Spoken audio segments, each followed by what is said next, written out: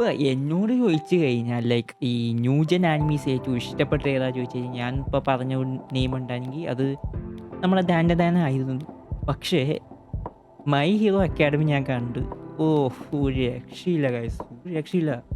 അടിപൊളി ആനിമേഷൻ, അടിപൊളി നമ്മുടെ ക്യാരക്ടേഴ്സ്.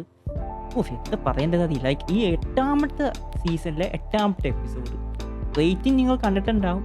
9.9 9.9 അത്ര റേറ്റിംഗ് ഡീസാണ്. നിങ്ങൾ ഈ 8ാമത്തെ സീസൺ എടുത്ത് നോക്കിക്കഴിഞ്ഞാൽ ഈ 8ാമത്തെ സീസണിൽ ഇറങ്ങിയ എല്ലാ എപ്പിസോഡ്സും ഒക്കെ 9ന് മുകളിൽ അത്ര റേറ്റിംഗ് ആണ് കൊടുത്തേക്കുന്നത്. ലൈക്ക് ഇതൊരു കംപ്ലീറ്റ്ലി എന്താ ഞാൻ ഈ 2025 one of the best animes ആയിട്ട് മാറിയിട്ടുണ്ട്. റേറ്റിംഗ്സിലായാലും അത്യാവശ്യം ആനിമേഷനായാലും ഇതിൻ്റെ ബാക്ക്ഗ്രൗണ്ട് സ്കോർ, ക്യാരക്ടേഴ്സ് ഒക്കെ പൊളിയാകാൻ ഒരു രക്ഷയില്ല. ഈ ആനിമീസിന് ഒരു അപ്സ് ആൻഡ് ഡൗൺസ് വന്നിട്ടുണ്ട്. പക്ഷേ ഞാൻ പറയുകയാണെങ്കിൽ 8ാമത്തെ സീസൺ പൊളിയാണ്. ലൈക്ക് എനിക്ക് പറയുകയാണെങ്കിൽ 6th സീസൺ പൊളിയായിരുന്നു. ഫസ്റ്റ് 2-3 സീസൺ ഓക്കെ ആയിരുന്നു. ഇത് ഞാൻ പറഞ്ഞത് 8ാമത്തെ സീസൺ എന്നെ കുറേ സ്ഥലത്തൊക്കെ ഇമോഷണൽ ആക്കിയിട്ടുണ്ട്. ഭയങ്കര ഒരു പീക്ക് ആനിമിയാണ് കഴിച്ച് നിങ്ങൾ കാണുന്നത്. ഈ ന്യൂജൻ ആനിമീസിൽ എനിക്ക് ഡാൻഡ്രാൻ ഇഷ്ടപ്പെട്ടതാണ്. പക്ഷേ ഇത് ഇപ്പോൾ ഇതിൽ മുമ്പ് എത്തിയിട്ടുണ്ട്, ടോപ്പ് ലിസ്റ്റിൽ എത്തിയിട്ടുണ്ട്.